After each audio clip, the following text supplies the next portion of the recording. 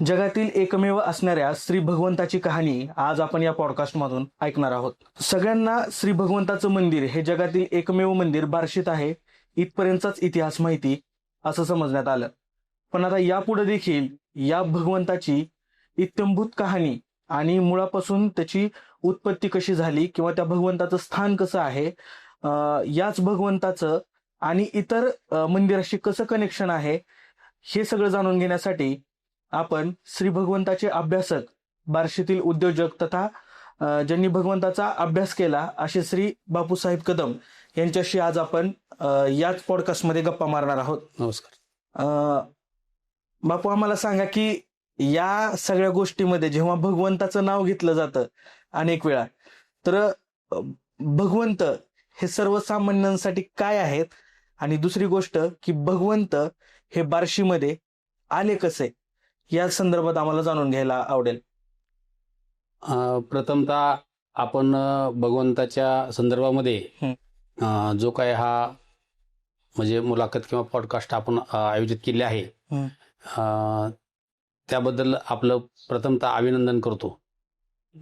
आणि आपण एक छोटा प्रश्न विचारला, पण त्याचं उत्तर खूप मोठं आहे. कारण की आपण असं विचारलं की सर्वसामान्य लोकांच्या दृष्टीने भगवंत आणि भगवंताचं अधिष्ठान काय किंवा भगवंत म्हणजे काय, तर एवढ्या एका प्रश्नातच आपला उत्तर दिल्यानंतर पॉडकास्ट संपेल, एवढं मोठं उत्तर याचं आहे.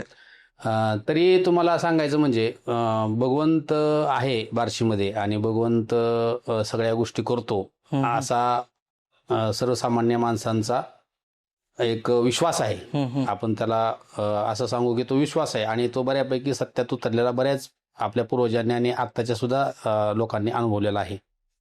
तर भगवंत काय आहे आणि कोण आहेत आणि कसे हे सांगायचं म्हणलं तर आपल्याला फार पूर्वी जावे लागेल की भगवंत कुणासाठी आले. तर बऱ्यापैकी लोकांना माहिती आहे की राजा अंबरीशांसाठी भगवंत आले. आणि आपण भगवंताचा जयघोष करताना अंबरीश वरद श्री भगवान असं म्हणतो. तर त्या अनुषंगाने भगवंताचं अधिष्ठान काय आहे, तर आपल्याला फार पूर्वी म्हणजे सत्ययुगाच्या अगोदर पर्यंत जावं लागेल आपल्याला. जसे 4 युग आपण म्हणतो की सत्ययुग आहे, त्याच्यानंतर त्रेतायुग आहे, त्याच्यानंतर द्वापार युग आहे आणि आता सध्या जे चालू आहे ते कलियुग. म्हणजे पृथ्वीच्या उत्पत्ती पर्यंत जावं लागेल.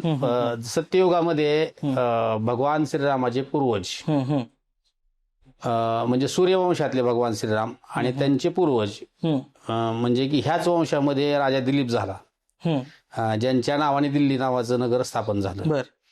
यांच्याच वंशामध्ये राजा भगीरथ झाले, ज्यांनी गंगा स्वर्गातून भागीरथी पृथ्वीवर आणली. म्हणजे त्याच वंशामध्ये राजा अंबरीश जन्माला आले. भगवान श्रीरामाच्या 16 पिढ्या अगोदर 16 पिढ्या अगोदर भगवान श्रीरामाच्या 16 पिढ्या अगोदर राजा अंबरीश जन्माला आले. म्हणजे 1600 वर्ष म्हणता येईल त्याला. हो, साधारण. नाही, त्या काळामध्ये सत्ययुगामध्ये त्रेतायुगामध्ये मनुष्याचं आयुष्यमान जास्त होतं. म्हणजे तो कालखंड मोठा होता. कारण की साधारण आपण भगवान श्रीकृष्णाच्या बाबतीत द्वापार युगात जर पाहिलं तर भगवान श्रीकृष्ण 125 वर्ष जगला असं म्हणजे पुराणामध्ये पुरावे आहेत. मग त्याच्या अगोदर त्रेतायुग होतं रामाच्या काळामध्ये आणि त्याच्या अगोदर सत्ययुग होतं. म्हणजे त्यावेळेस मनुष्याचं आयुर्मान जास्त होतं, मनुष्य जास्त वर्ष जगत होता असावा. बरं, बाकीच्या गोष्टी सोडून दिल्या. आत्ताच्या कलियुगात 100-150 वर्षाखालीची लोक 100 वर्ष जगत होती. आत्ताची परिस्थिती काय सांगायची गरज नाही. त्यामुळे पुढच्या काळामध्ये किंवा आयुर्मान माणसाचं कमी होत गेलं. तर साधारण सत्ययुगाच्या शेवटच्या टप्प्यामध्ये राजा अंबरीश झाले असावेत असं सांगता येईल. तसं कालखंड करेक्ट सांगता येणार नाही, पण त्रेतायुगाच्या अगोदर. तर त्यावेळेला भगवंत कसे इकडे आले आणि अंबरीश राजाचं काय महत्व नेमकं, तर ते राजा अंबरीशांना भगवंत कसे भेटले, तर त्याचा विषय असा आहे की राजा अंबरीश हे चक्रवर्ती सम्राट होते. खूप मोठं त्यांचं राज्य होतं आणि एकदम न्यायप्रिय राजे होते, एकदम व्यवस्थित. आणि त्यांचा पुतण्या, भावाचा मुलगा त्याला गौड देशीचं राज्य दिलेलं होतं. म्हणजे ते राज्य त्याने सांभाळायचं. बरं, आता गौड देश म्हटल्यानंतर तो पौराणिक शब्द झाला. गौड देश म्हणजे आजचा बिहारचा काही भाग, बांगलादेश आणि पश्चिम बंगाल एकत्र हे सगळे म्हणून गौड देश. गौड देश त्याला आजच्या काळामध्ये म्हणता येईल. म्हणजे पूर्वीच्या काही त्याला गौड देश म्हणत होते. आता पश्चिम बंगाल, बांगलादेश आणि बिहारचा काही भाग हा एकत्रित केला तर आपल्याला गौड देश म्हणता येईल. तिकडे तो राज्य करत होता. पण तो प्रचंड व्यभिचारी, दुष्टवृत्तीचा, म्हणजे प्रजेची छळ करायचा. आणि अशा गोष्टी घडल्यानंतर, ह्या लक्षात आल्यानंतर न्यायप्रिय असणाऱ्या राजाला हे सहन झालं नाही आणि त्यांनी स्वतःच्या पुतण्याचा म्हणजे सर्वनाश केला. त्याचं राज्य सगळं संपवून टाकलं आणि तिथं त्याच्या भावाला गादीवर बसून ते पुन्हा एक न्याय व्यवस्था तिथं निर्माण करून आले. परंतु स्वतःच्या कुळाचा नाश केल्याचं त्यांना थोडंसं स्वतःच्या मनामध्ये एक असं नाही का दुःख होत होतं किंवा एक पश्चाताप तयार होत होता.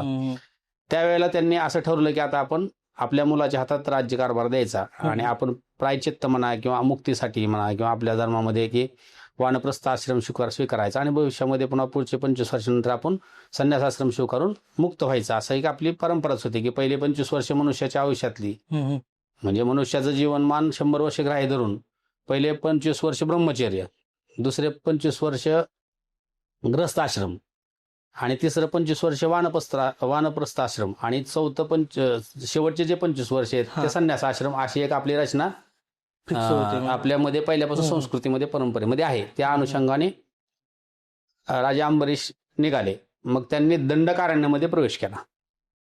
म्हणजे अंबरीश राजांनी दंडकारण्य म्हणजे राज्यकारभार सोडून दिला सगळ्या पुत्रांच्या आणि मंत्र्यांच्या सगळ्या हातात देऊन राज्य व्यवस्था व्यवस्थित लावून ते आता निघाले.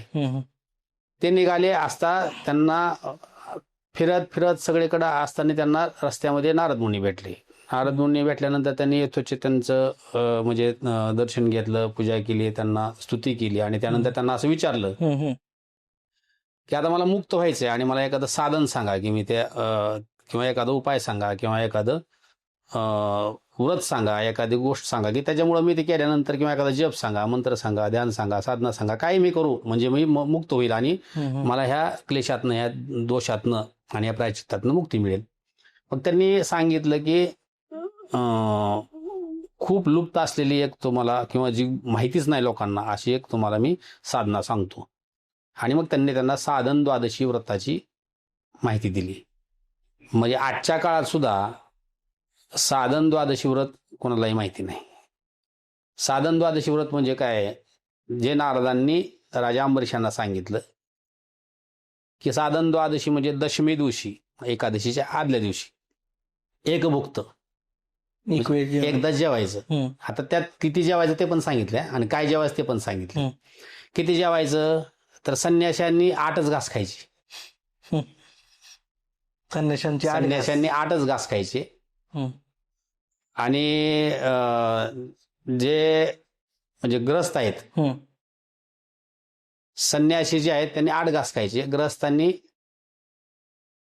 32 घास खायचे. म्हणजे आपण ग्रस्त आहेत तर 32च घास खायचे फक्त, त्यापेक्षा जास्त जेवायचं नाही. एक टाइम जेवायचं म्हणजे अगदी असं नाही का. आता आपण एकादशीला सुद्धा किंवा उपवासा दिवशी उपवासही म्हणतो आणि अनेक विविध प्रकारचे पदार्थ खाऊन एकादशी दुप्पट हा तसं पण होतं आणि ते म्हणजे खाण्याचा उत्सव साजरा करतो आपण उपवासा दिवशी. तर ते तसं नसावं. वास्तविक पाहता ते लंघन झालं पाहिजे, शरीराला पण आराम, पोटाला आराम मिळाला पाहिजे, म्हणजे डिटॉक्सिंग म्हणतो ते तसं झालं पाहिजे. पण ते आपण करत नाही, ते दुर्दैव आहे. असू द्या. मग त्या प्रकारे दशमीला एक भुक्त आणि सूर्योदयापासून एकादशीच्या दुसऱ्या दिवशीच्या सूर्योदयापर्यंत म्हणजे द्वादशीच्या सूर्योदयापर्यंत निर्जल निराहार राहायचं. म्हणजे कुठल्याही प्रकारचा आहार घ्यायचा नाही, पाणी नाही, निर्जल म्हणजे पाणी नाही. आणि त्याच्यात पण काही नियम सांगितलेत. तुम्ही झोपायचं नाहीये, तुम्ही अति म्हणजे शरीराची क्षमता राहावी म्हणून अति कष्ट नाही करायचं, म्हणजे कष्टच करायचं नाहीये. तुम्ही एक्सरसाइज, व्यायाम वगैरे किंवा काही ते करायचं नाहीये. आणि महत्वाचं काय, एवढं सगळं होऊन तुम्ही ध्यान भजन करायचंय आणि झोपायचं नाही महत्व म्हणजे असं. मग ते बाकीच्या गोष्टीत आहेत त्या सुचिरभूत राहण्यासाठीचे किंवा काही चुकीच्या गोष्टी नाही करायच्या, अशा सगळं त्यात काही नियम आहेत. मग ह्या सगळ्या नियमाप्रमाणे आणि द्वादशी दिवशी हम्म. सूर्योदयाला द्वादशी आहे तोपर्यंत आपला पारणं करायचं, भगवंताची पूजा वगैरे करून, असं त्यांना सांगितलं. त्याप्रमाणे मग ते ऐकून अंबरीश राजा निघाले. दंडकारण्यातनं ते प्रवास करत होते. मग आज ज्या ठिकाणी बार्शी आहे त्या ठिकाणी एक पंकतीर्थ होतं. तिथं कौशिक ऋषी राहत होते. कौशिक ऋषींचं ते आश्रम होतं आणि त्या आश्रमामध्ये त्यांच्या अनेक साधू संत त्या परिसरामध्ये सगळे ध्यान साधना लाखो वर्षापासून करत होते. म्हणजे काय ते होते म्हणून नाही, तर ते तिथं होते, तर ते त्या पंक आश्रमामध्ये ते राहत होते. मग राजा तिथं आले आणि ऋषींना नमस्कार केला, त्यांचं दर्शन घेतलं आणि त्यांना विनंती केली की मला खूप इकडं चांगलं वाटतंय आणि मी इकडं राहू शकतो का. म्हणजे बघा, चक्रवर्ती सम्राट आहे आणि ऋषींना विचारतो की मी इकडे राहू शकतो का. असं नाही म्हणले की आमची इकडे सोय करा असे वगैरे, तसं काही नाही. म्हणजे आजच्या काळात काय झालं असतं. मग त्यांनी तिकडं त्या परवानगी दिली आणि त्यानंतर ते तिकडं फलार वगैरे करून आणि ते साधना, रोजचे नित्यनियम, पंकतीर्थामध्ये स्नान करणं, भगवंताची पूजा करणं, हे सगळं त्यांनी नित्यनियम चालू केला. आणि त्यांनी साधारण 1 वर्षभर हे साधन द्वादशी व्रत केलं. 1 वर्ष झाल्यानंतर इंद्राचं पद डळमळीत झालं. आता हे इंद्र आणि पद आणि डळमळीत, आधी इंद्र काय आहे ते समजून घेऊ आपण. म्हणजे इंद्र कोण असतो. इंद्र जसा ब्रह्मा, विष्णू, महेश, म्हणजे देवीमध्ये कालिका, म्हणजे सरस्वती, लक्ष्मी, असं जसं आहे तसं इंद्र काय कोण आहे का, तर इंद्र ही व्यक्ती नाहीये किंवा इंद्र हा कुठला देव नाहीये. इंद्र हे पद आहे. म्हणजे एक कुठला तरी व्यक्ती आणि तो इंद्र कायमस्वरूपी असतो असं नाहीये. साधं साधं सांगायचं झालं तर आपल्याकडे पंतप्रधान असतो, तो कारभार पाहतो पूर्ण देशाचा, बरोबर. आणि तो परमनंट आहे का, नाही. म्हणजे 5 वर्षांतरी किमान रिन्यू तरी करावं लागतं. कमीत कमी जरी एखाद्याचं 15, 20, 25 वर्ष काय कालावधी असेल, पण तो रिन्यू तरी 5 वर्षांनी होतो. तसं काही कॅटेगरी ठरले इंद्र होण्यासाठी. त्यातले सोपे समजण्यासारखी सांगतो. ज्यांनी 11 इंद्रिये वश केली, 11 इंद्रिये वश केली, तो इंद्र.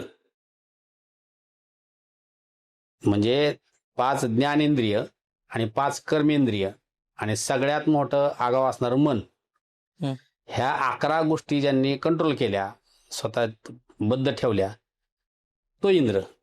अशी साधी साधी त्याची व्याख्या. मग पुण्यसंचय प्रचंड झाल्यानंतर इंद्र घाबरला की आता म्हणजे माझं आसन आता किंवा माझं पद डळमळत, माझे आता पोझिशन डळमळत ही आता, किंवा माझं काय खरं नाही.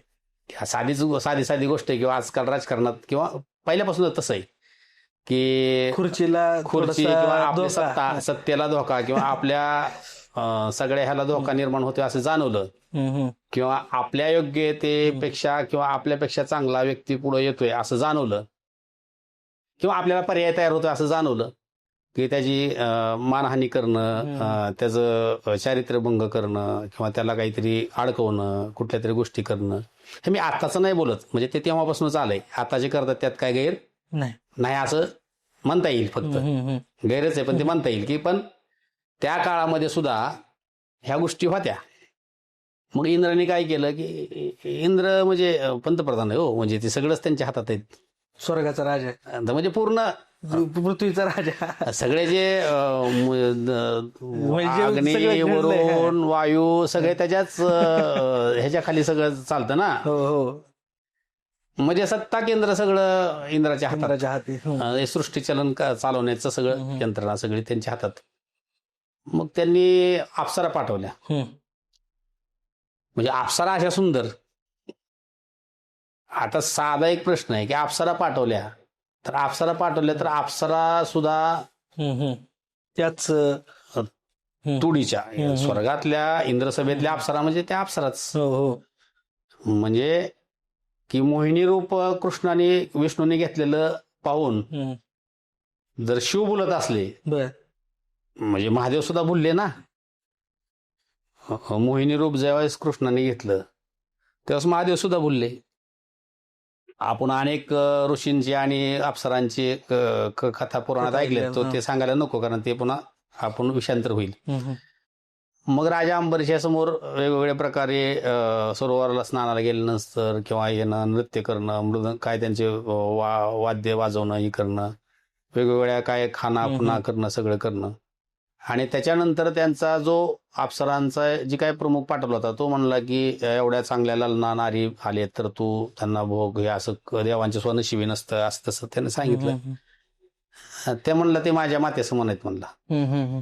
राजा अंबरीश काय म्हणले की ते माझ्या मातेसमान आहेत आणि मला काय त्यांचं हे नाही. मग एखाद्या स्त्रीने एखाद्या पुरुषाबाबतीत केलेला विचार आणि तेव्हा तो पुरुष जेव्हा तिला माता म्हणतो तेव्हा मग ती खूप मोठी चपराक असते. बरोबर आहे. हा, म्हणजे ती एकदम डायरेक्ट दुसरं स्टोक झालं ना.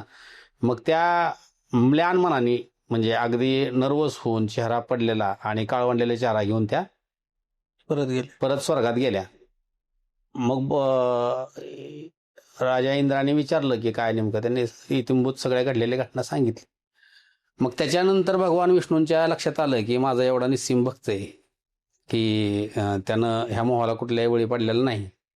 मग अनेक प्रयत्न इंद्राने केले पण त्यात काय सफल झाला नाही. मग विष्णूंनी काय केलं, सुदर्शन चक्राला सांगितलं की तू सदैव अंबरीशाच्या पाठीशी राहायचं आणि त्याला काही संकट आलं तर निवारण करायचं.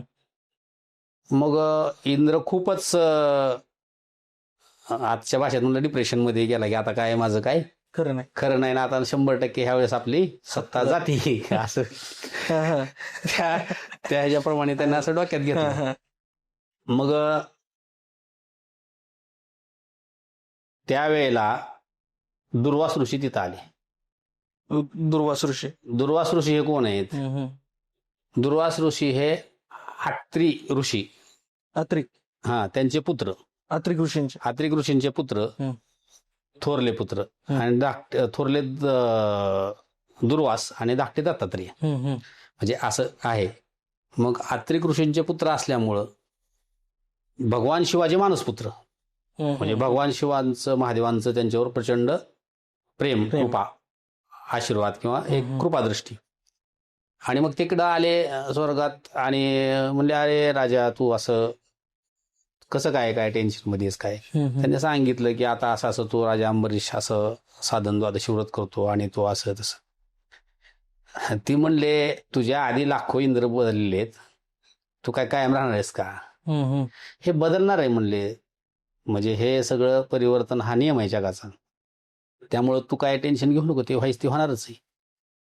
आणि मग त्यांना प्रचंड तत्वज्ञान सगळं सांगितलं की असं म्हणजे कसं मिथ्या आहे, ह्या मोहात पडू नकोस, तू जाणारच आहेस, ह्याच्या अगोदर लाखो इंद्र होऊन गेलेत, पुढेही लाखो होणार आहेत, त्यात तू एक आहेस आणि तू काय ह्याच्यात असं अडकून पडलायस असं त्याला समजावून सांगितलं. मग त्यांनी सांगितलं की हे तत्वज्ञान तुमच्यासाठी आहे.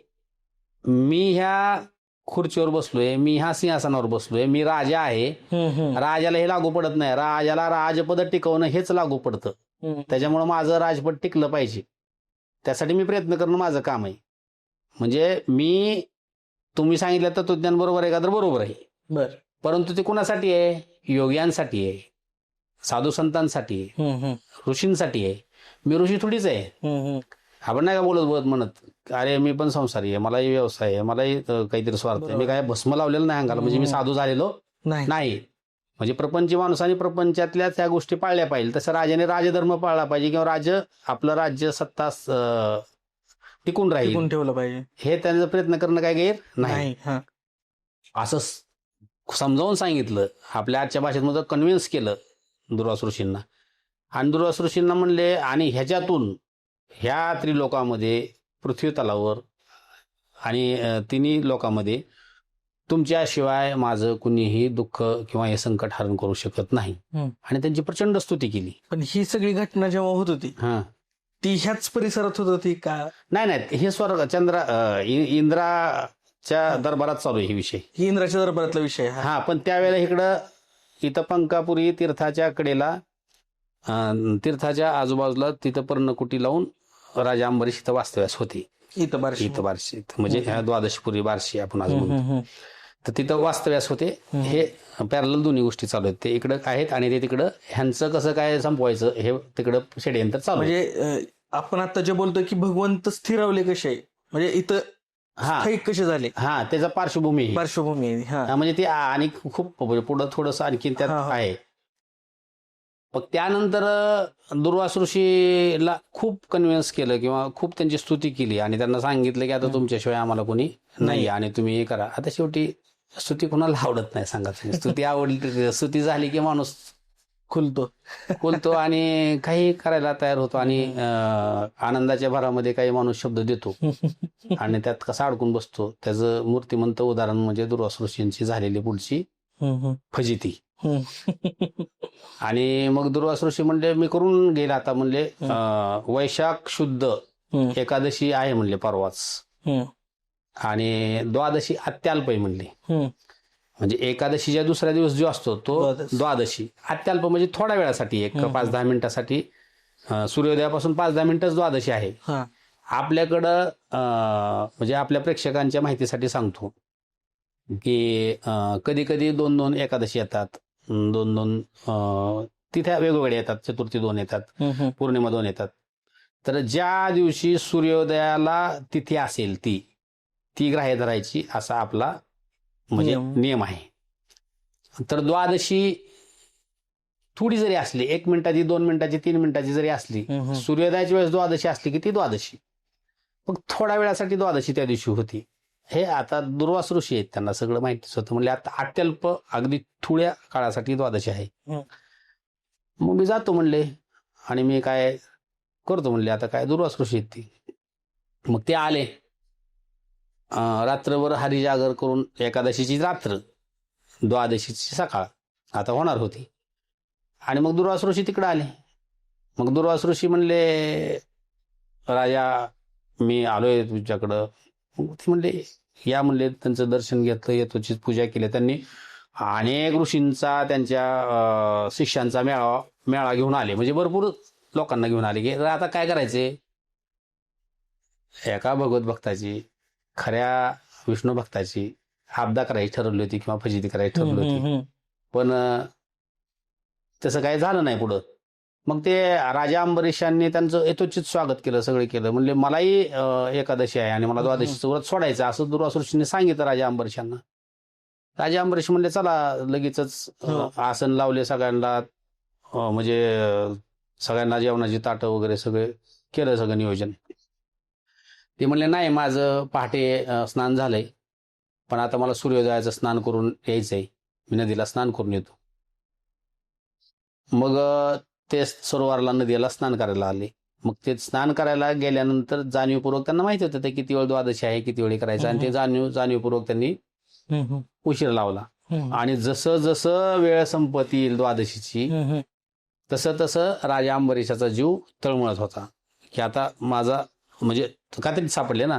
बरोबर. ऋषी पण आले तिकडं, यजमान आलेत, आपल्याकडं पाहुणे आलेत आणि आपण यजमान आहोत, तर त्यांचं स्वागत यथोचित केलं पाहिजे, त्यांचं समाधान केलं पाहिजे, त्याचा सन्मान केला पाहिजे. ही आपली संस्कृती आहे. आणि आता जर आपण एवढं पाळतोय तर त्या काळात तर किती पाळलं जात असेल. मग त्या अनुषंगाने काय झालं की ते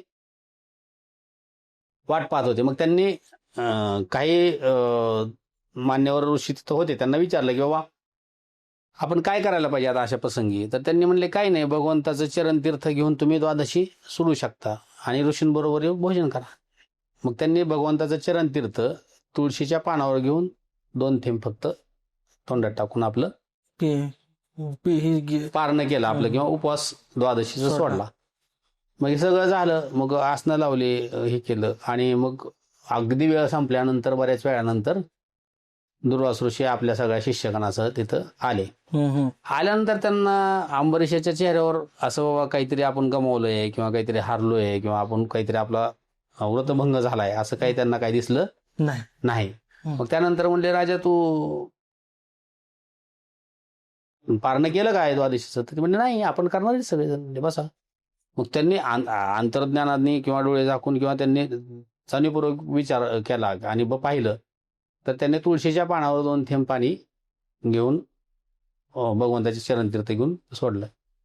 ती म्हणले तू ऋषीद्रोह केलायस, तू पाप केलेस, तू पापी आहेस, तू ढोंग करतोयस हे सगळं उपवास वगैरे करून. आणि नाही का मग ते एखाद्याला आक्रस्ताळेपणा करून उगाचच छोट्या गोष्टीमुळे टार्गेट करायचं म्हणून तर आपण पाहतो बऱ्याच वेळेस समाजात सुद्धा की छोट्या गोष्टीमुळे एखाद्या व्यक्तीला टार्गेट करायचं किंवा एखाद्या गोष्टीला टार्गेट करायचं ते कसं केलं जातं त्या प्रकारे त्यांना प्रचंड टार्गेट करण्यात आलं. मग त्यानंतर राजा अंबरीश म्हणले नाही मी फक्त चरणतीर्थ घेऊन सोडलंय, भोजन तर आणि उपवासाचं पारणं तर मी तुमच्या बरोबरच करणार आहे. ते म्हणले तू काही बोलू नकोस म्हणले, तू सगळा हे जे उपद्याप करतोयस म्हणले की जन्ममरणाच्या फेऱ्यातून मुक्त होण्यासाठी मुक्त होण्यासाठी तू जर हे सगळं करत असशील तर मी तुला शाप देतो म्हणले की तुला 10 वेळेस गर्भवास भोगावा लागेल, म्हणजे तुला पुन्हा 10 वेळेस जन्म द्यावा लागेल. आता तो जर पुन्हा 10 वेळेस जन्माला येणार आहे तर इंद्रपदाचा विषय संपला की म्हणजे 10 वेळेस इलिजिबलच नाही ना इलेक्शनला तो. बरोबर सोप्या भाषेत असं आहे. मग ते राजा अंबरीश काय एवढा मोठा राजपाट चक्रवर्ती राजा सोडून आला होता, ते म्हणले कृष्णार्पण. म्हणजे मला जी काय आतापर्यंत म्हणजे आता भेटतंय, चांगलं भेटू वाईट भेटू पुण्य भेटू आशीर्वाद भेटतो, मी सगळे कृष्णाच्या पायावर अर्पण करतो. कृष्णावर आपण म्हणले की यांना राग आला, कारण ह्यातनं त्यांनी मार्ग काढला थोडक्यात. मग त्यांनी स्वतःच्या जटा सोडल्या आणि आपटल्या जमिनीवर, आणि त्यातनं कृत्या नावाची राक्षसी उत्पन्न झाली. कृत्या राक्षसी शस्त्रास्त्रासहित राजा अंबरीशाच्या अंगावर आली आणि पाठीमागं सुदर्शन होतं. सुदर्शनाने क्षणाचा विलंब न करता कृत्या राक्षसीचा वध केला. पण वध केल्यानंतर ते सुदर्शन थांबतंय कुठं? कुणाच्या आदेशाने कृत्या राक्षसी निर्माण झाली आणि ती कुणाच्या आदेशाने राजा अंबरीशाला त्रास द्यायला लागली होती? कुणाच्या आदेशाने द्यायला? दुर्वास. मग दुर्वासांच्या मागं लागलं सुदर्शन. मग चक्र त्यांच्या मागं सुदर्शन म्हणजे दुसऱ्याची फजिती करायची होती, ती स्वतःची झाली ना. सुदर्शन चक्र मागं लागलं. बरोबर. मग ह्यांची पोच लांब आले, केंद्रीय मंत्र्यापर्यंत सगळं ह्यांचं म्हणजे चांगलं होतं असं आपल्या आजच्या भाषेत बोलायचं तर. बरोबर. मग हे गेले ब्रह्मदेवाकडं, पाठीमागं सुदर्शन चक्र. ब्रह्मदेवाकडे गेले, ब्रह्मदेवाला म्हणले पिता वाचवा म्हणले आम्हाला, आता ही आमची परिस्थिती अशी. म्हणले सुदर्शन पाठीमागं लागलं. ते म्हणले तू खूप घोर पाप केलं म्हणले.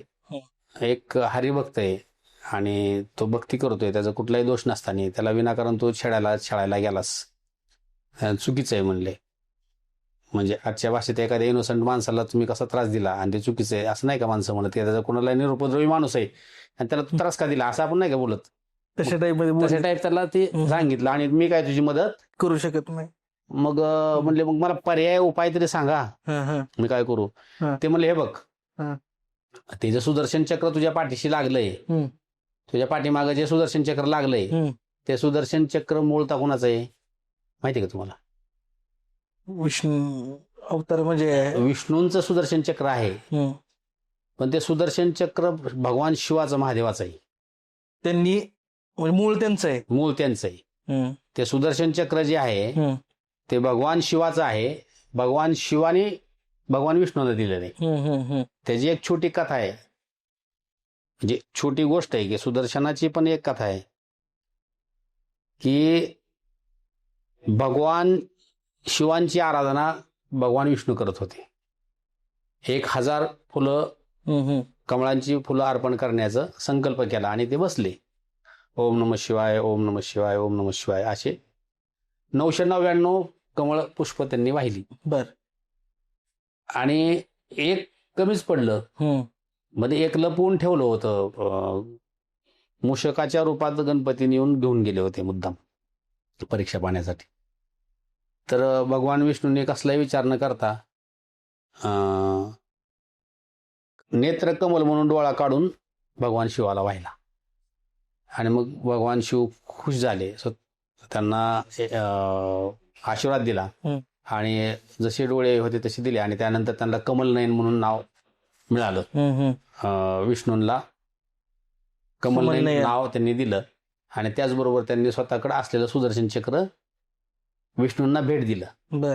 म्हणजे सुदर्शन चक्राचे ते सुदर्शन चक्र ब्रह्मदेवाने सांगितलं की तू ते शिवानी विष्णूंना दिलेलं आहे, तर तुम्ही तिकडं बरोबर महादेवाकडं जावा तुम्ही. मग ते महादेवाकडे गेले आता त्यांना काय ते मानसपुत्र होते महादेवाचे. मग त्यांच्याकडे गेल्यानंतर त्यांनी म्हणले असं असं. ते म्हणले नाही पण मी दिलंय बाबा सगळं खरं आहे, तू चुकीचं वागलायस. पण त्या सुदर्शन चक्राचं कंट्रोल किंवा अधिकार किंवा त्याचं सुदर्शन ऐकतो कोणाचा, आता ते विष्णूच्या अधीन आहे, ते विष्णू सांगेल तेच करणार ते. आणि मी नाही काय करू शकत. आणि तू हरिभक्ताचा द्रोह केलायस, दोष लागलाय तुला, हरिभक्ताला तू त्रास दिलायस आणि मी तुला शरण नाही देऊ शकत. म्हणजे तू चुकीचं वागलायस तर तू वैकुंठात जा म्हणले विष्णूकडे. विष्णूकडे तू वैकुंठात जा. मग हे आता सगळे प्रदक्षिणा घालून भगवान विष्णूकडे वैकुंठात पोहोचले. मग भगवान विष्णू म्हणले मी पराधीन आहे म्हणले, मी भक्तांच्या आधी नाही. अरे बाबा म्हणले माझ्यावर कंट्रोल नाही म्हणले, ते भक्तांच्या आधी नाही, मी भक्त जसं असेल तसंच मी करतो म्हणले. आणि तू शाप दिला म्हणले, ती त्यानं कृष्णार्पण म्हणला, मी स्वीकारला बी म्हणले. मला त्यांनी अर्पण करून टाकला तू दिलेला शाप, 10 वेळेस गर्भवास भोगा, मला 10 वेळेस गर्भ भोगायचा आहे, मला 10 वेळेस पृथ्वीवर जन्म घ्यायचा आहे, मी मान्य केलं. मग म्हणले नाही पण आता मला माफ करा, हे करा ते करा, विनवणी केली, स्तुती केली. मग त्यानंतर त्यांनी म्हणले मी भक्ताच्या आधी नाही, तू राजा अंबरीशाला जाऊन क्षमायाचना कर आणि तेच तुला ह्या सगळ्या गोष्टीतनं सोडू शकतात. आणि मग ते आले, दुर्वास ऋषी राजा अंबरीशाकडे आले. राजा अंबरीश भगवान विष्णूची ओम नमो नारायणा वगैरे असं जप करत बसले होते. त्यांना काय आलं गेलं काय त्याचं घेणं नव्हतं. आलेला शाप पण तिकडे गेला. आणि दोघांचं पण हेच नाही त्याच्यामध्ये, काय त्याला ते काय चाललंय इकडे त्याची काय घेणं देणं नाही. ते आपल्या भक्तीत तल्लीन होते. मग त्यांना म्हणले की असं तुम क्षमा करा, हे करा. ते म्हणजे मला म्हणजे लाजू नका म्हणले, तुम्ही ऋषीश्वर आहेत एवढे मोठे आहेत.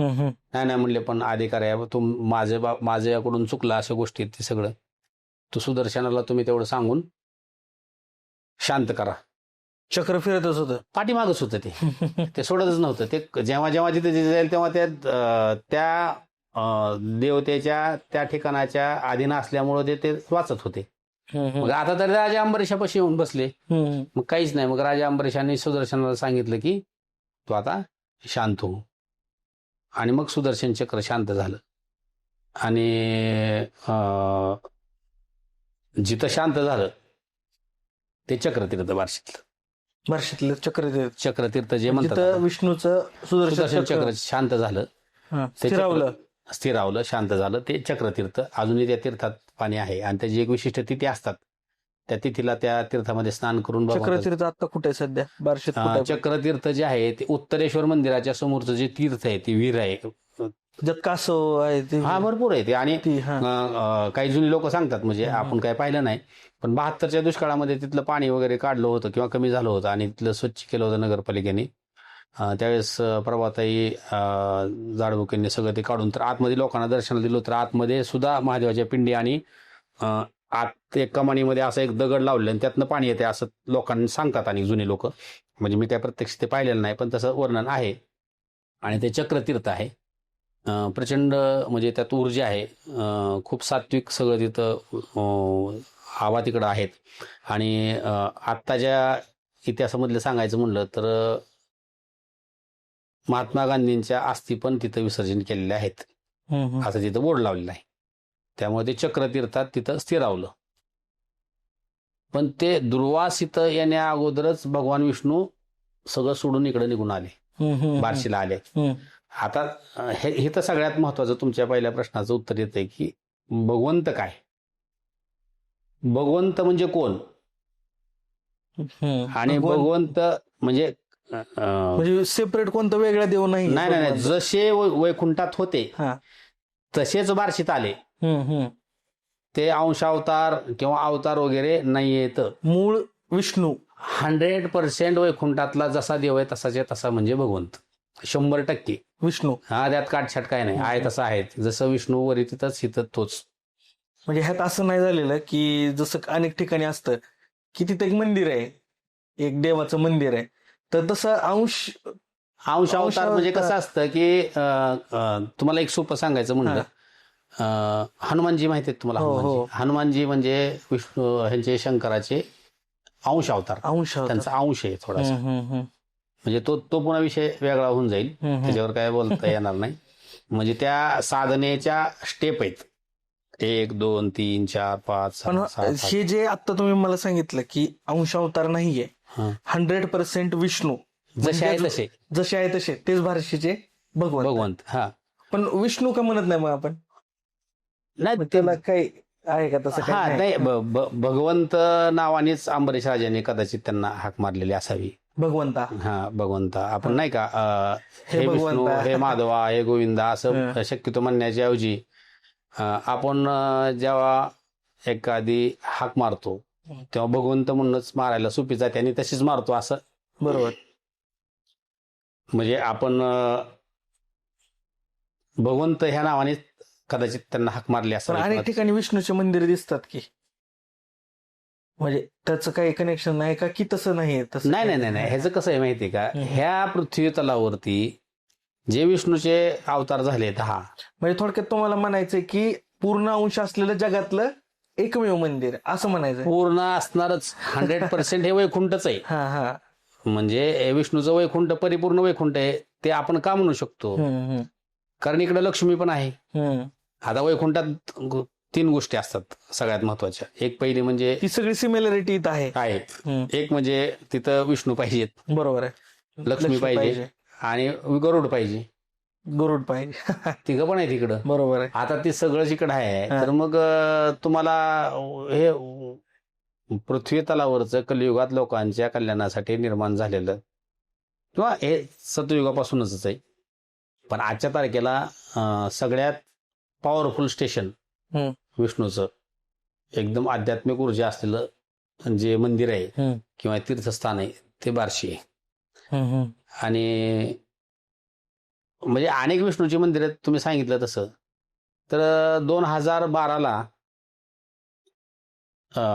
काही अभ्यासकांनी पुण्याच्या तिरुपती बालाजी, आपले पंढरपूरचे पांडुरंग विठ्ठलाचे आणि भगवंत असे बऱ्याच ठिकाणचे औरा असतो एक मंदिरातली ऊर्जा असती, पॉवर असती, पॉझिटिव्हिटी. हा तर ते सायंटिफिक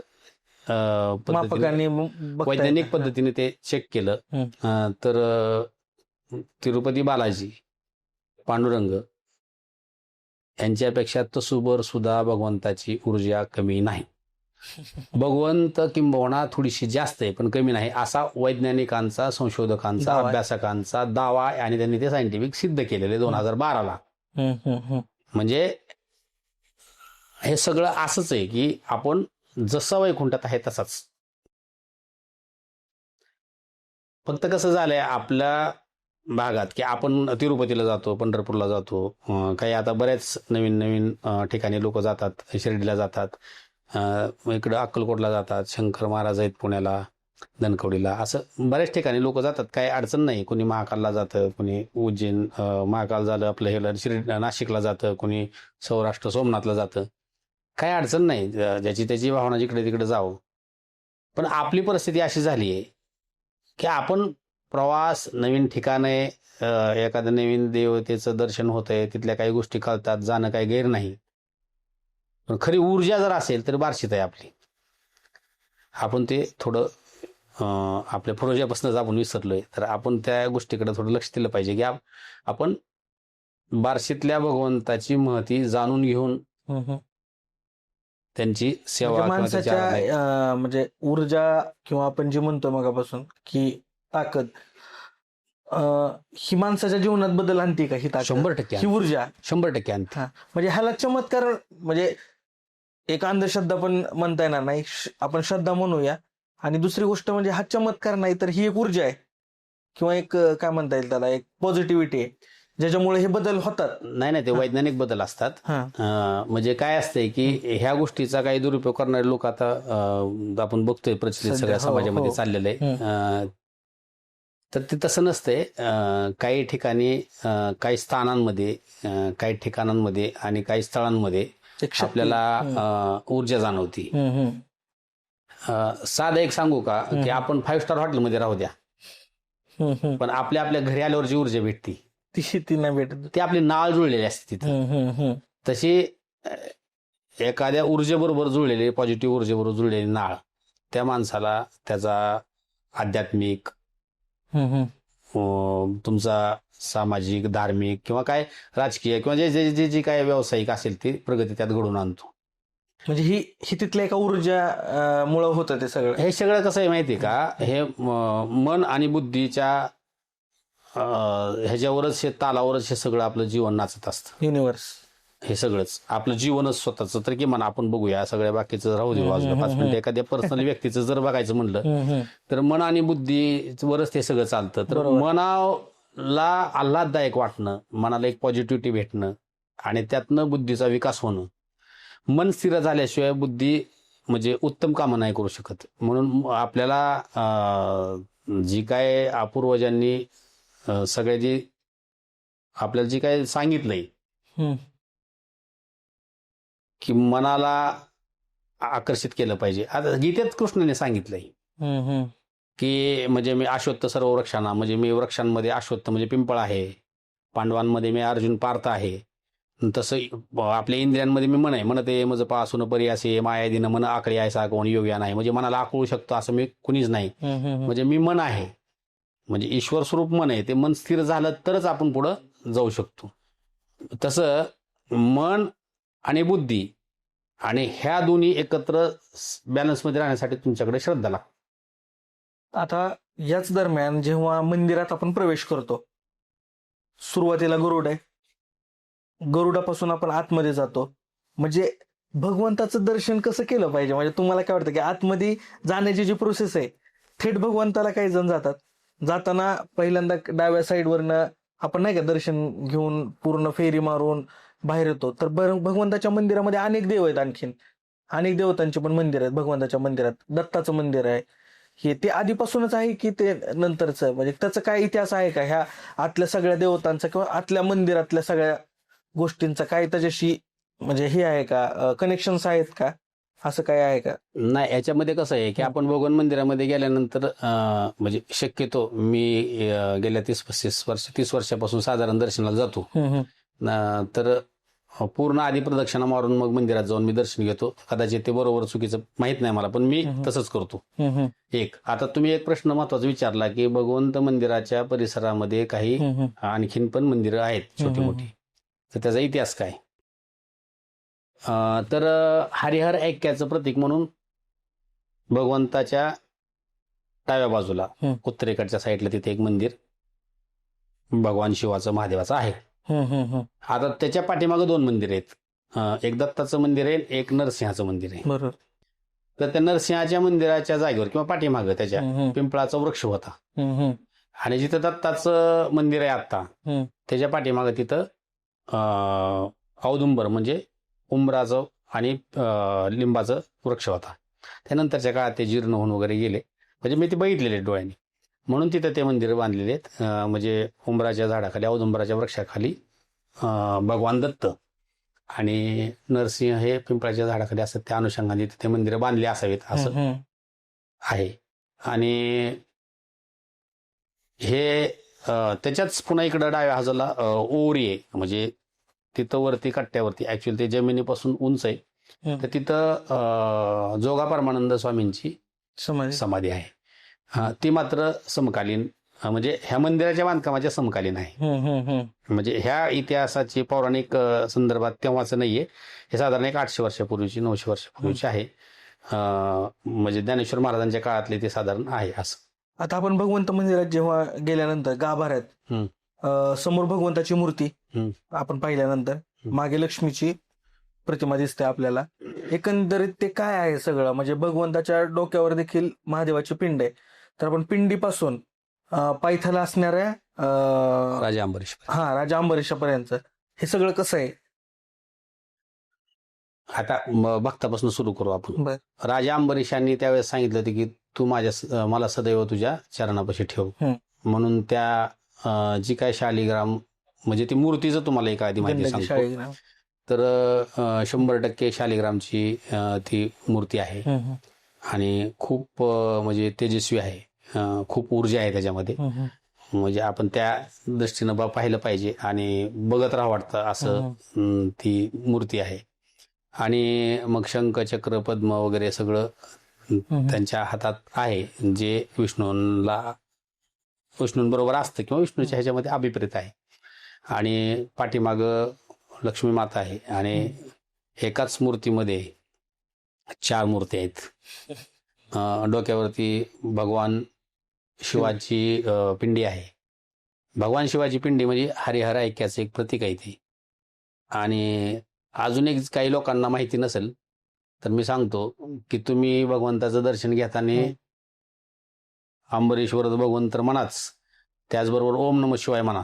भगवंत लवकर तुम्हाला पावतो. तुम्ही हाक मारल्यास तर साथ देतील, पटकन तुम्हाला बरं. साथ पण देतील.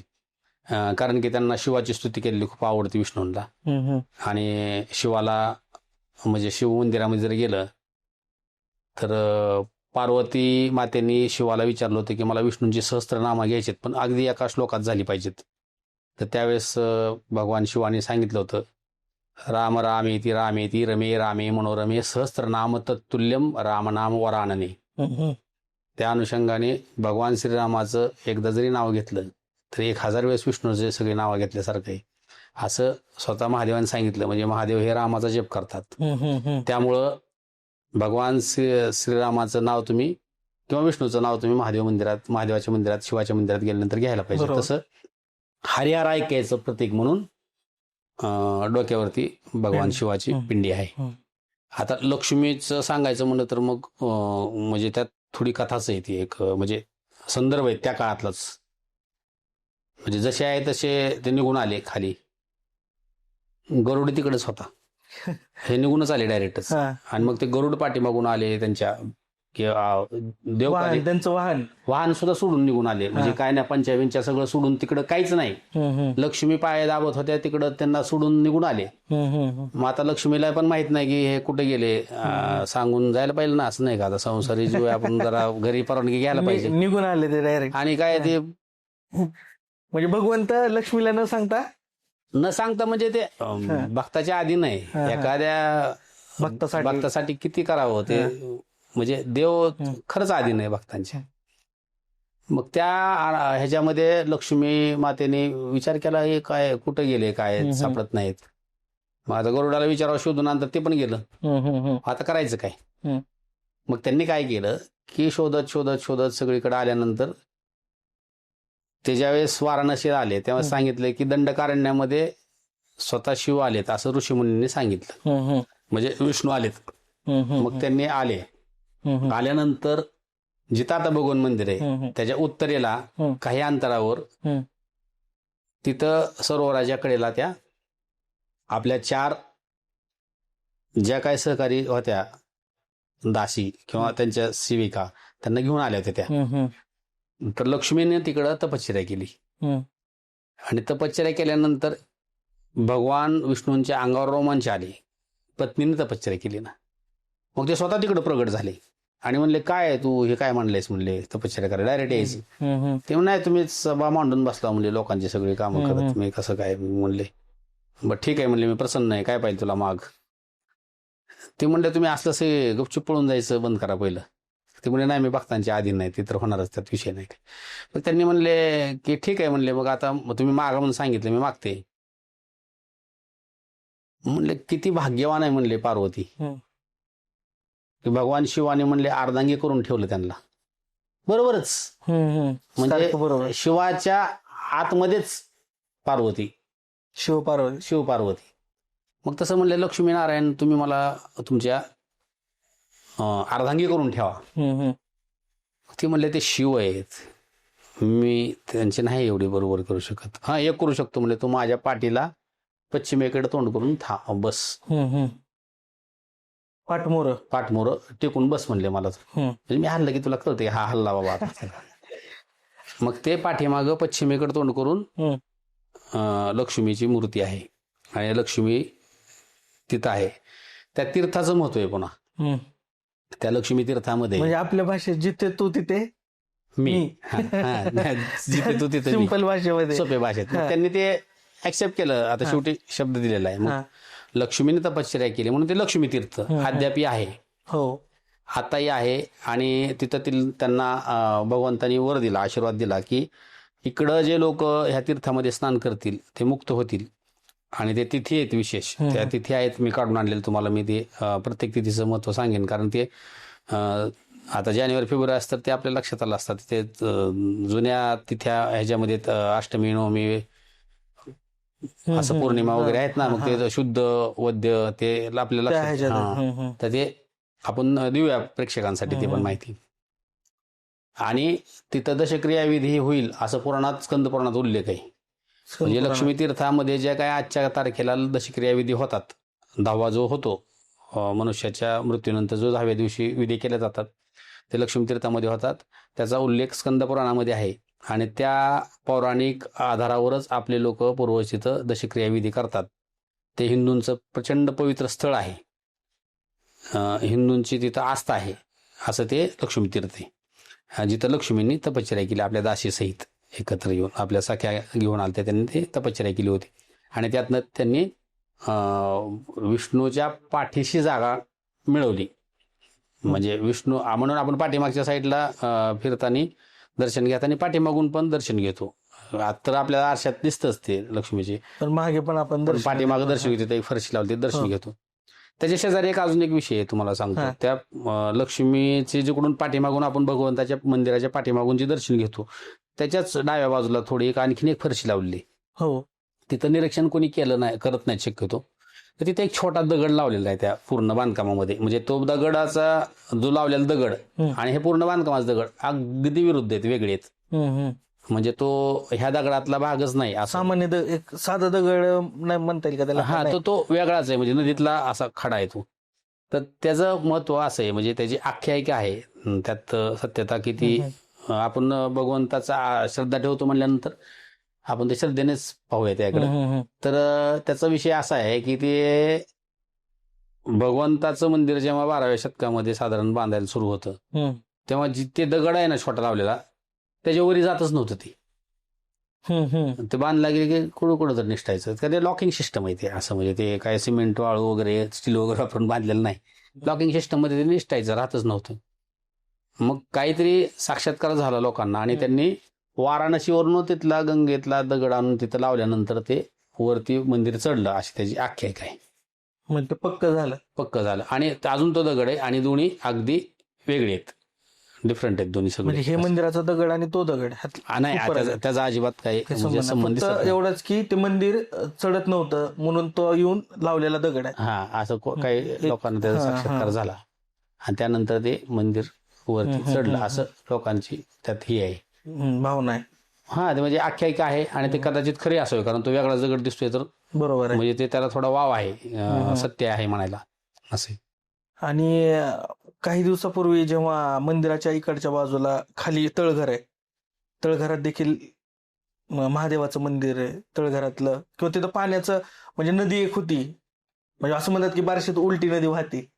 नाही, ह्याचा विषय असा आहे की त्याचा काही संबंध नाही ना त्या तळघराशी? नाही, ते तळघर नाहीये, ती इकडं भागीरथी नदीचं पाणी येतं असं तिथं. भागीरथी म्हणजे गंगेचं पाणी येतं असं तिथं आपली एक जुन्या लोकांची श्रद्धा आहे, पहिल्यापासूनच आहे.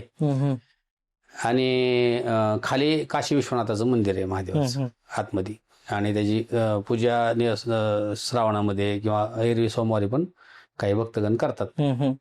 अशी आपली धारणा किंवा आपला लोकांचा, जुन्या लोकांची श्रद्धा आहे की तिकडं काशी विश्वनाथ वास्तव्यास आहेत. आणि त्या खालच्या तीर्थात जे पाणी आहे ते भागीरथीचं अर्थात गंगेचं पाणी आहे, अशी ती लोकांची श्रद्धा आहे. आणि आता श्रद्धाच आहे तिकडं, म्हणजे श्रद्धानीच आपण जातो आतमध्ये म्हणल्यानंतर सगळ्या गोष्टी श्रद्धेतनंच पाहिल्या पाहिजे. फार चिकित्सक आपल्या बुद्धीला चालवून जर बघायला गेलं तर दुर्वासासारखी फजिती होण्याची शक्यता असते. पण आपण त्या गोष्टीला तेवढं महत्व दिलं पाहिजे जेवढं म्हणजे लोकांनी देऊन ठेवलेलं महत्व, त्याला आपण थोडस दुजारा दिला पाहिजे. ह्याच्यामध्ये कसं आहे माहितीये का, तुम्ही मंदिरामध्ये काय होऊन जाता ही गोष्ट खूप महत्वाची.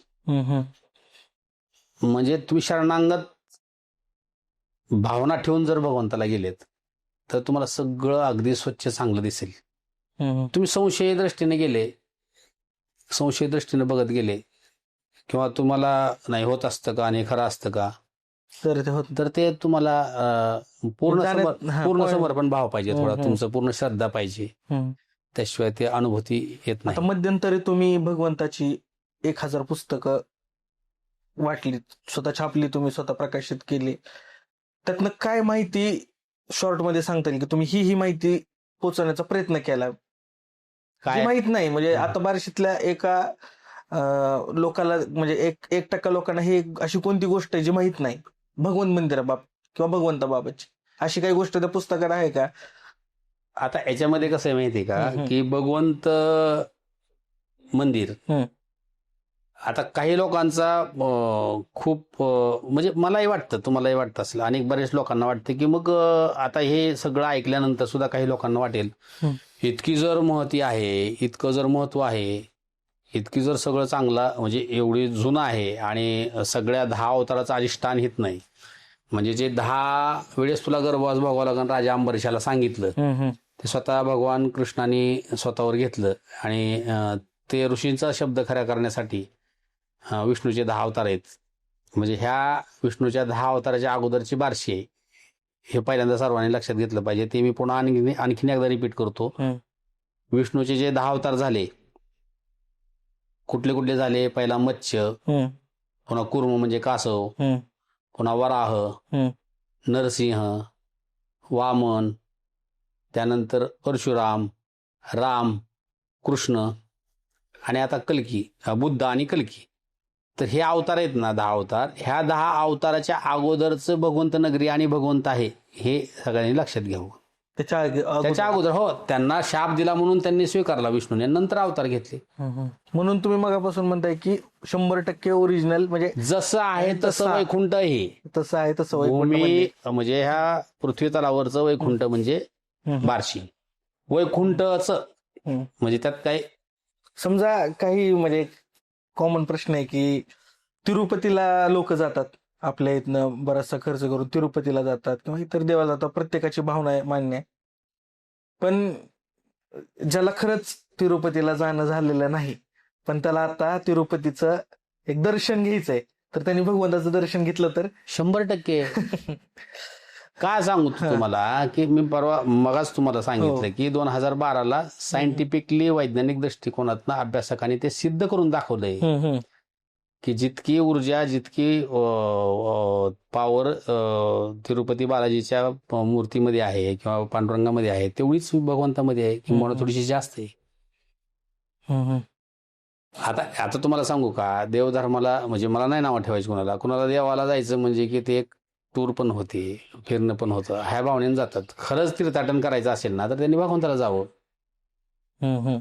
म्हणजे खरीच तुम्हाला आध्यात्मिक ऊर्जा, आध्यात्मिक काहीतरी साध्य करायचं असेल तर तुम्ही भगवंताला भेटतं, इथं भेटतंय. तुम्हाला काहीतरी रिलॅक्स पाहिजे, 4 दिवस गावाला फिरायला जाय, म्हणजे त्या निमित्ताने, चांगल्या निमित्ताने जाता, हे काही गैर नाहीये, पण चेंज म्हणून तुम्ही चेंज म्हणून जाताय. कुणी उज्जैनला जावं वाटतं, कुणाला तिरुपतीला जावं वाटतं, त्याची नाहीये परिस्थिती, किंवा त्याने भगवंत त्याच्या आर्थिक म्हणून किंवा त्याच्या आरोग्याच्या कारणामुळे त्याला तिरुपतीला जाता आलं नाही, त्यानं भगवंताला जावं आणि मनसोक्त भगवंताला जावं, मनसोक्त दर्शन घ्यावं, आणि तूच तिरुपती म्हणावं. व्यंकटरमणा गोविंदा गोविंदा म्हणलं तरी त्यांना काही अडचण नाही, त्याला तिकडे भगवंत पाहतो. भगवंत त्याची जर भावना तशीच असेल तर त्यांना गोविंदाच्या रूपात सुद्धा दिसेल. तुमची दृष्टी तशी पाहिजे, तेवढं तुम्ही एकाग्र झालं पाहिजे तिथं, नाहीतर होणारच नाही ना. आपण लहानपणी ते भिंगाचा खेळ खेळायचो, भिंगाची एकाग्रता झाल्याशिवाय खालचा कागद जळत नाही, तसं तुमची एकाग्रता झाल्याशिवाय तुम्हाला काही सापडणार नाहीये. कुठल्याही क्षेत्रात जावा तुम्ही कुठल्याही क्षेत्रात, शैक्षणिक क्षेत्रात जावा, तुम्ही तुमच्या व्यवसायामध्ये तुम्ही एकाग्रपणे किंवा नित्य एखादी गोष्ट नाही केली तर तुम्हाला यश नाही मिळणार तुम्हाला. ते तुम्ही त्यात अपडेट सगळ्या गोष्टी शोधल्या पाहिजेत, तुम्ही केलं पाहिजे. तसंच भक्तीमध्ये पण आहे, तसंच साधनेमध्ये पण आहे, तसंच तुमच्या अध्यात्मामध्ये पण आहे. म्हणजे अध्यात्माला पण सातत्याची जोड, सातत्य पाहिजे, नियम पाहिजे तुम्हाला. जो नियम पाळतो त्याला यम घाबरतो. जो नियम पाळतो त्याला यम घाबरतो. अगदी हे सगळीकडे लागू पडतं, प्रवासात सुद्धा लागू पडतं, सगळीकडे लागू. म्हणून नियम, ते नियम काहीतरी तुमचे पाहिजे. हो, ज्ञानेश्वर महाराज त्यामुळे तर म्हणले ना, नित्य नियम आम्ही ते प्राणी दुर्लभ. म्हणजे नित्य नियमाने ध्यान करणारे, साधना करणारे, किंवा तुमचं काय काम असेल ते करणारी लोक दुर्लभ आहेत. बरोबर. आणि जे नित्य नियम पाळतात त्या लक्ष्मी वल्लभत आहे आजवळी. लक्ष्मी वल्लभ म्हणजे विष्णू त्यांच्या बरोबर आहेत. मग विष्णू तिथेच म्हणजे लक्ष्मी कुठे जाणार? बरोबर. म्हणजे यश, धन, संपदा, ऐश्वर्य सगळं तुमच्या बरोबर येणार आहे. कुणा बरोबर येणार आहे? नियम पाहिजे माणसाकडं, सातत्य पाहिजे तुमच्याकडे, त्या म्हणजे गोष्टी करण्याची एकाग्रता पाहिजे, तर ते होतंय. आता जेव्हा एकादशी सोडल्यानंतर द्वादशीला बार्शीला यायची जी परंपरा आहे वारकऱ्यांची, तर विठ्ठलाचा आणि भगवंताचा असं कोणता एखादी कथा किंवा काय आहे, किंवा असं काही त्या कनेक्शन बद्दल काही आहे का? म्हणजे काही कथा किंवा असं काही नाही आहे त्याचा कुठे उल्लेख? नाही, भगवंत आणि विठ्ठलाचं कथेचा उल्लेख तसा आढळलेला नाही. म्हणजे माझ्या आतापर्यंतच्या अभ्यासात आढळलेला नाही. नाहीच असं मी ठामपणे नाही सांगू शकत. पण वारकरी संप्रदाय मोठ्या प्रमाणात वाढला. त्यानंतर आपल्या विदर्भातले, मराठवाड्यातले लोक इकडूनच चंद्रभागेत पण विष्णुपद म्हणून एक जागा आहे ना. हो, विष्णुपद जागा आहे. मग ते त्याचा थोडं वेगळं आहे पण आणखीन, मग तिकडं थोडं वेगळं, त्याच्यावर वेगळं आपण नंतर बोलू शकतो. इतकं म्हणजे वेगळं आहे ते. तर इकडून मराठवाड्यातनं, विदर्भातनं ज्या काय पालख्या दिंड्या येत होत्या, ते एकादशीवरून निघाल्यानंतर द्वादशीला इकडे दर्शन घेण्याचा त्यांनी प्रघात सुरू केला. आपल्याकडं साधन द्वादशी व्रत आहे, द्वादशीच महत्व आहे आपल्याकडं. एकादशीचं आहेच 100%. बरोबर. एकादशी साधनेमध्ये आहे आणि द्वादशी पारण्यामध्ये, म्हणजे पारणा करायचं त्या दिवशी उपवास सोडायचा, असं त्याची पद्धत आहे. त्यामुळे ती साधन द्वादशीच आपल्या व्रताचं नाव आहे. आणि पांडुरंगाच्या पूर्वीचं हे मंदिर आहे, हे सांगायला काय म्हणजे हे नाही. पण त्याचा अनेक विषय असा आहे की काही वेळेला तुम्हालाच प्रश्न पडत असेल की इतकं मोठं आहे मग हे माहितीच नाही कोणाला, कशामुळे असं काय, कशामुळे. तर त्यात पण काही गोष्ट आहे का? आहे ना तशीच गोष्ट. म्हणूनच हा जो महिमा आहे तो इतक्या वर्षापासून लुप्त का आहे? साधं तुम्हाला सांगायचं झालं तर इतकी मोठी महिमा आहे. तर वैशाख शुद्ध एकादशी आणि द्वादशीला आपल्या इथं हे सगळे घडलेली घटना, म्हणजे उद्या वैशाख शुद्ध द्वादशी म्हणजे उद्याच भगवंत प्रगट दिन आहे. म्हणजे उद्याच घडलेली घटना आहे, सोप्या भाषेत तिथीनुसार पाहिलं तर उद्या घडलेली पहाटेची सकाळची घटना आहे. तर किती मोठ्या प्रमाणात असं लाखो वर्षाचं, लाखो म्हणतो मी जाणीवपूर्वक, कारण इतक्या वर्षापूर्वी रामकृष्णाच्या अगोदर म्हणल्यावर कितीतरी हजार लाख वर्षापूर्वीचा हा इतिहास आहे. म्हणजे जे प्रकट दिन म्हणतोय उद्या 28 तारखेचा प्रकट दिन आहे, द्वादशी उद्या. तर प्रकट दिन म्हणजे त्या दिवशी ते आले, भेटले भगवंत, म्हणजे ते इथं स्थिरावले. हे मंदिर जिथं आहे तिथं ते भगवंत स्थिरावले. अंबरीश राजाच्या हट्टापायी म्हणता येईल, हट्टापायी. आणि त्यांना अभय दिलं तिथे येऊन त्यांनी, आणि ते त्यांच्या आग्रहा खातीर ते इथं राहिले. बट हे इतक्या वर्षात मग इकडं काहीच नाही. म्हणजे भगवंताच्या मंदिराच्या आतल्यात उत्सव होत होता. भगवंत उत्सव महोत्सव जे आज होतोय ते 2001 ला ज्या वेळेला माजी आमदार राजभाऊ राऊत यांच्या नेतृत्वाखाली बार्शी नगरपालिकेत त्यांची सत्ता आली. म्हणजे हा राजकीय विषय नाही, पण ज्यांनी केलं त्या गोष्टी त्यांचं कौतुक केलंच पाहिजे. तर 2002 पासून त्यांनी त्या 4-5 वर्षात भगवंत महोत्सव ही संकल्पना पुढे आणून भगवंत महोत्सव केला. मधल्या काळामध्ये 10 वर्ष नगरपालिकेत सत्तेत नसल्यामुळे त्यांनी कदाचित केलं नसेल, पण त्यानंतर 16ला सत्ता आल्यानंतर 17 पासून ते सुरू केलं. कदाचित ते 9-10 वर्ष सलग भगवंत महोत्सव करतायत. आणि म्हणजे ते पुण्य काहीतरी आहे, त्यामुळं त्यांनी ते करण्याचं त्यांच्याकडे एवढी क्षमता आली. कारण ते भगवंताचंच ब्रीद, भगवंताचंच वाक्य, भगवंताच्या भक्तांनी खोटं करायचं असं केल्यासारखं आहे ते. आता तुम्ही म्हणताल हे असं कसं, तर भगवंतानीच सांगितलेलं आहे की ह्या महिमाच लोकांना कळणार नाही, आणि तो महिमा प्रगट करण्याचं किंवा प्रचार प्रसार करण्याचं काम आत्ताच्या काळामध्ये म्हणजे खुद्द श्री भगवंताची इच्छा होती की माझं कुठं आत्ताच्या भाषेत मार्केटिंग किंवा मार्केटिंग नाही म्हणता येणार त्याला, पण माझा जो प्रसार होणार नाही, मार्केटिंग पेक्षा प्रसार म्हणूया. म्हणजे त्यांच्या महिमा, त्यांच्यामुळे होणाऱ्या ऊर्जेमुळे लोकांतील बदल, हा महिमा किंवा हा प्रसार होणार नाही, ही त्यांचीच इच्छा होती. तुम्हाला सांगू का की दुर्मिळ गोष्टी असतात का नाही, हम्म, त्या फार कमी लोकांना माहिती असतात. हम्म. बरोबर आहे ना? बरोबर आहे. दुर्मिळ गोष्टी फार कमी फार कमी लोकांना माहिती असतात, हम्म. फार कमी लोकांकडेच असतात. हम्म. तसं हे दुर्मिळ आहे. त्यामुळं भगवंतानी ते काय विरळे एखाद्या भक्तालाच माहिती झालं तर त्याला मुक्त करा असं सांगितलेलं आहे.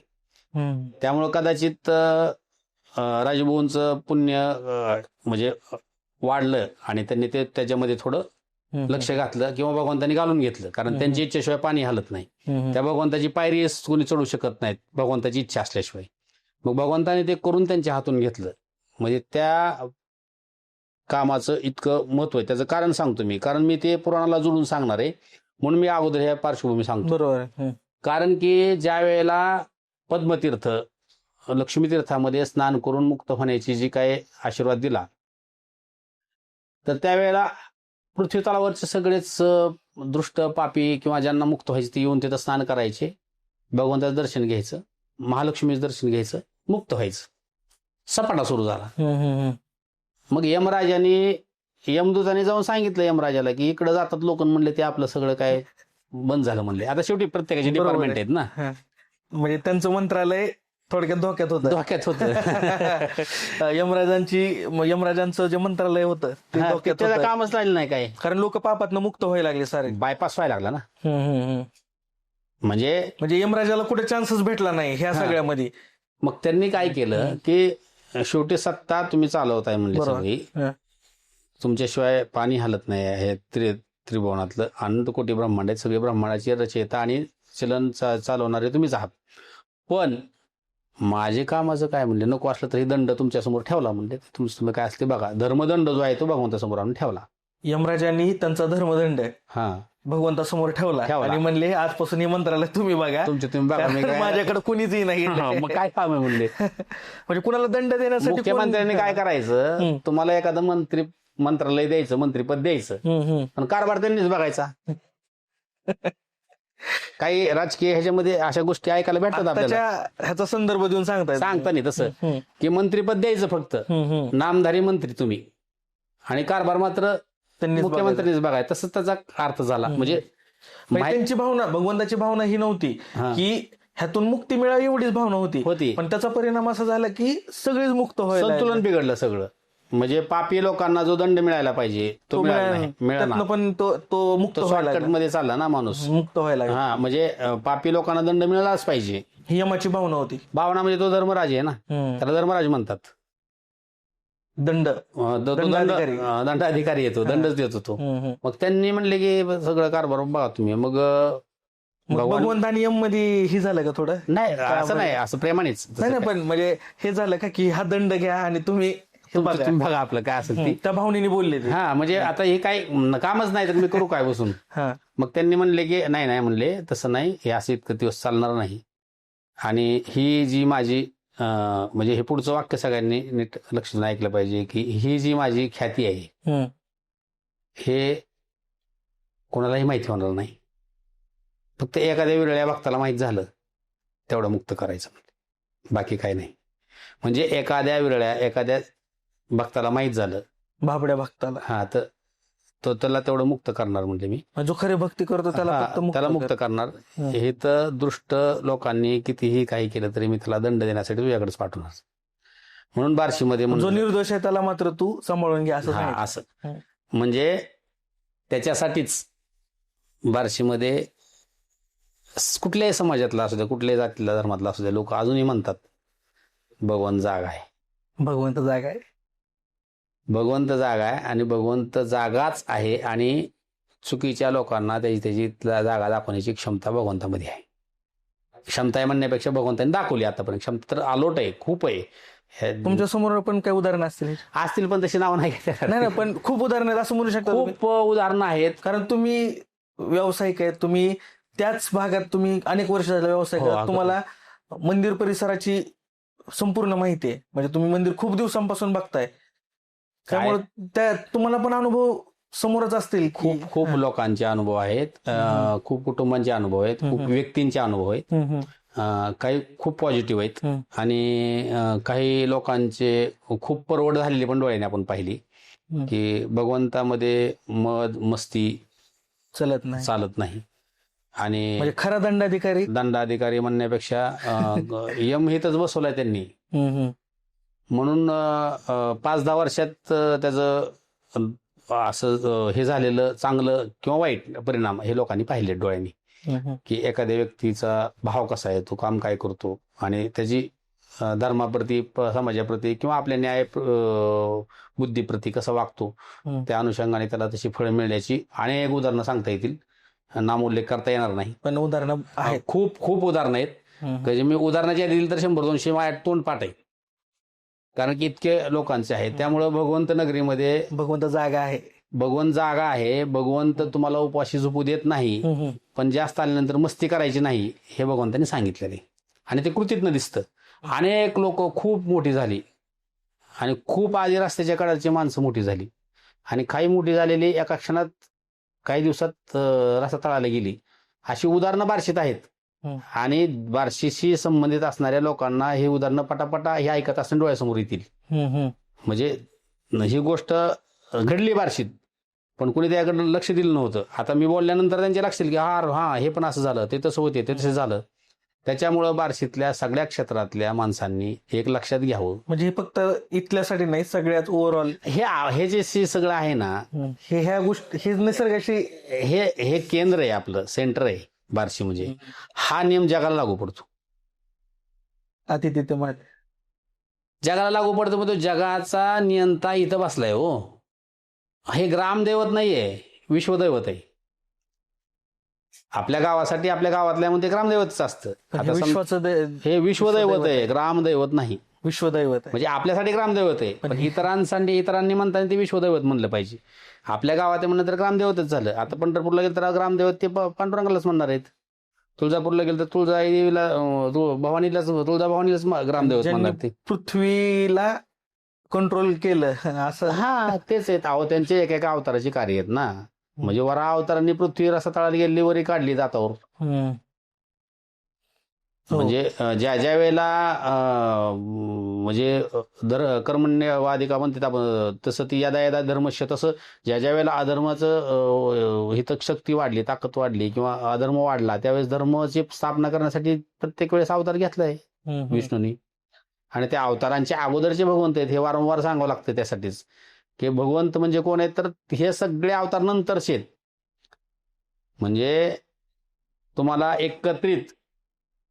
एकत्रित तुम्हाला जर दर्शन घ्यायचं असलं, कुठलं, मत्स्य, कूर्म, वराह, नरसिंह, वामन, परशुराम, बुद्ध, राम, कृष्ण, बुद्ध आणि पुढचा कल्की सुद्धा इथंच भेटतंय. म्हणजे एकत्रित हे तर कॉम्बो पॅक आहे, कॉम्बो. म्हणजे तुम्हाला सगळीकडे जायची गरज, कुठं जायची गरज नाही, इथंच जावा. आणि बार्शी सोडून इतर ठिकाणचे जे प्रेक्षक तुमच्या याच्या माध्यमातून ऐकतायत, त्यांनाही मी सांगतो की तुम्ही एकदा इथं येऊन अनुभव घ्या. 10 मिनिटं शांत बसा गाभाऱ्यात आणि भगवंताच्या ऊर्जेचा एकदा अनुभव घ्या. आणि गेल्या 30-35 वर्षापासून मी नित्य, म्हणजे बाहेरगावी गेलं तर चुकते, समजा 93 पासून, म्हणजे आता जवळजवळ 32-33 वर्ष, 30 वर्ष तर झाली समजा. 30 वर्षापासून रोज दर्शन नित्यनेमाने आम्ही करतो आणि कुठलीही काही गोष्ट मागत नाही आपण. तेव्हा त्यांनी धाडस दिलंय की सांगायचं. अद्यापर्यंत कुणीही भगवंताची माहिती सांगितलेली नाही आणि भगवंताच्या इच्छेशिवाय कुठलंही पान ह्या विश्वातलं कुठलंही हालत नाही. जे झालंय ते त्यांच्याच इच्छेने झालंय. आणि योग असा आहे, दिवस नाही झाले, योग असा आहे की उद्या प्रगट दिन आहे आणि आज आपण त्याबद्दल बोलतोय, म्हणजे ती भगवंताची इच्छा आहे. आपण 6 महिन्यापूर्वी ह्याची चर्चा केली, 6 महिन्यापूर्वी चर्चा केली, त्यांनी योग आज आलाय आणि म्हणजे ती भगवंताची इच्छेशिवाय एकादशी दिवशी आज म्हणजे काल दशमी होती, आज एकादशी, उद्या द्वादशी, म्हणजे त्या व्रताच्या मध्यामध्ये आपल्याला हे बोलायला त्यांनी भाग पाडलंय. हे भगवंताचीच लीला आहे. बरोबर आहे. आपण कोणीच करू शकत नाही. म्हणजे बोलताना अंगावर काटा नाही, आपली ताकदच नाही ती. म्हणजे मी आज सांगतोय ना, तर भगवंताच्या इच्छेने जी काही शब्द निघतात ते मी बोलतोय, ते माझे स्वतःचे काही नाहीत. माझी अत्यल्प बुद्धी एवढं सांगणे एवढी योग्य नाही. मी अद्यापपर्यंत अशा कुठल्याही गोष्टी बोललेलो नाही. मी कधी असं कुठं हे केलेलं नाही. पण फक्त भगवंतासाठी आणि भगवंतच आतून तो बोलून घेतोय असं मला स्वतःला जाणवतंय. त्यामुळं माझी क्षमता ती नाहीये. पण भगवंत म्हणजे देव भगवंताची माफी मागूनच. हा, मग ते तुम्ही सांगितलंय की माझी म्हणजे प्रचार प्रसार होणार नाही. पण आताच्या काळामध्ये लोक खूप म्हणजे त्रासामध्ये आहेत. खूप लोकांना मानसिक ताण आहे, तणाव आहे. हे दिसतं तसं खूप असं झगमग आणि सगळं लोक सुखी असल्याचं जे आभास चेहऱ्यावर निर्माण केला गेलेला आहे तो तसं नाही आहे. प्रत्येकाच्या मनामध्ये प्रचंड उलथापालथ चाललेली आहे. त्याच्या मनाला म्हणजे स्थैर्य नाही आहे. ते दुःखात बुडलेलं आहे. आणि याच्यामध्ये प्रत्येक व्यक्तीने असं थोडं 2 मिनटं शांत बघून विचारायचं की खरंच तो सुखी आहे का? तर तो सुखी नाही आहे. आणि सुखाची वाणवाण असल्यामुळं त्या माणसाला जर मगाशी मी सांगितलं तसं बुद्धी आणि मन स्थिर करण्यासाठी जर कुठे यावं लागत असेल तर तुम्ही भगवंताकडे या. तर भगवंताचं दर्शन घेतल्यानंतर अगदी म्हणजे श्रद्धेने, मनोभावे आणि समर्पण भावातनं जर दर्शन घेतलं तर नक्कीच त्यांच्या ज्या काय अडचणी म्हणजे ती काय चमत्कार वगैरे मी नाही सांगत. तसं अडचणी म्हणण्यापेक्षा तुम्हाला त्यातनं बाहेर निघण्याचे मार्ग स्वतःच्याच बुद्धी, त्या ऊर्जेमुळे, त्या शांततेमुळे तुम्हाला ते एनर्जी निर्माण होईल आणि तुम्ही त्यातनं बाहेर निघू शकता. म्हणून भगवंताला आलंच पाहिजे असं. किमान आमचं एकदा आम्ही बोलतोय हे ऐकून तरी एकदा भगवंताला येऊन इतर ठिकाणच्या लोकांनी येऊन त्याचा अनुभव घ्यावा असं मी माझ्या 30-35 वर्षाच्या अनुभवावरून सांगतो त्यांना. नक्कीच. आता असं वाटतं की हा एपिसोड काही एवढ्यावर संपणार नाही. भगवंत किंवा श्री भगवंताचा जो आपण ज्या विषयावर बोलतोय तो काही विषय इतका छोटा नाही की तो एकाच एपिसोडमध्ये सगळा होईल कव्हर.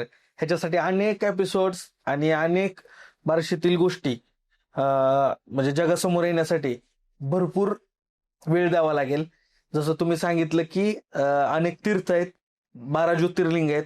ह्या सगळ्या गोष्टींना ह्या एपिसोडमध्ये सामावून घेणं शक्य नाहीये. उद्याच्या 2026चा जो प्रकट दिन उद्या होतोय भगवंताचा, त्याचं औचित्य साधून आपण गेल्या 6 महिन्यापासून जे म्हणतोय की आपल्याला हा एपिसोड करायचा आहे, त्याचा मुहूर्त किंवा त्याची इच्छा, जसं म्हणलो आपण की भगवंताची इच्छा, तर ती आज निर्माण झाली आणि आज आपण हा एपिसोड शूट केला. तर नक्कीच आपण पुढच्या एपिसोडमध्ये ह्या भाग 2 मध्ये आपण आणखीन अशा काही गोष्टी प्रेक्षकांना सांगू. फक्त थोडं 2 मिनिट बोला. म्हणजे आपण समोराकडे जाऊ, समोर म्हणजे करावंच लागणार आहे. परंतु पुढच्या एपिसोडमध्ये आणि पुढं आपण काही गोष्टी ऐकू किंवा ह्याच्यामध्ये किती म्हणजे खूप महत्वाच्या की ज्या माहितीच नाहीत लोकांना, तर ते थोडक्यात मी ते सांगतो त्यांना, लोकांसाठी माहिती होईल, आपल्या प्रेक्षकांसाठी, की विघ्नासुराचा वध करण्यासाठी भगवान गणेशांनी इथं येऊन तपश्चर्या केली. इथं गणेश तीर्थ आहे, त्याची पण एक विशेष स्थिती आहे. त्या तिथीला स्नान करून भगवंताचं दर्शन घ्यायचा असा नियम आहे.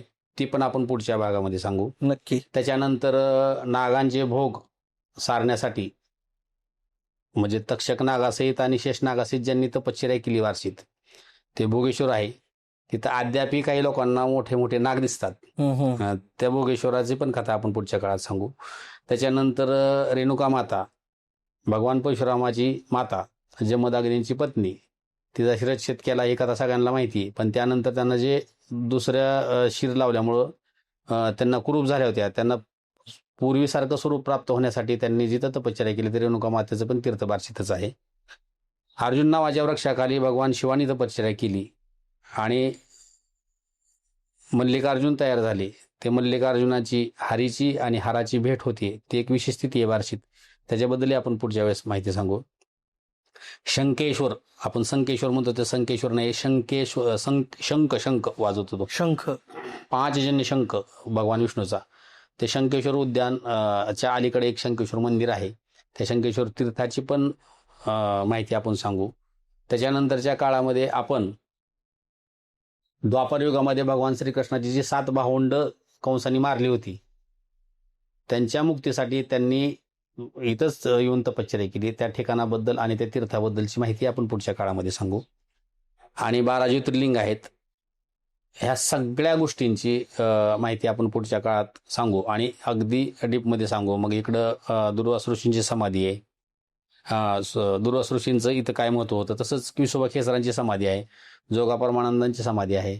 त्याच्यानंतर अनेक काळापासून किंवा हे मंदिराचं आणि ह्या परिसराचं कशी वाटचाल आहे ह्या विषयाची माहिती आपण पुढच्या काळामध्ये सांगू. कारण की हे एका भागात होणार नाही. आपण फक्त हे साधारण तोंड ओळख झाल्यासारखं झालंय. पण सर्वांना मी आणखीन एकदा आपल्या या पॉडकास्टच्या माध्यमातून सांगतो, विनंती पण करतो की आपण एकदा भगवंताचं दर्शन जगाच्या कुठल्याही कोपऱ्यात तुम्ही ऐकत असाल तर एकदा येऊन भगवंताचं दर्शन घेऊन अनुभव घ्या आणि त्यानंतर तुमच्या लक्षात येईल की आपण योग्य ठिकाणी योग्य सूचीला आपलं कनेक्शन जुळलेलं आहे. आपल्याला खूप मोठ्या प्रमाणामध्ये इथं आनंद भेटेल, खूप प्रमाणामध्ये समाधान भेटेल, एक ऊर्जा भेटेल आणि आपलं पुढचं जीवन सुखकर होईल. एवढं बोलतो. चालेल, नक्कीच आपण पुढच्या एपिसोडमध्ये पण भेटूया. आणि तुम्ही आमच्या विश्व टीव्ही मराठीच्या आणि या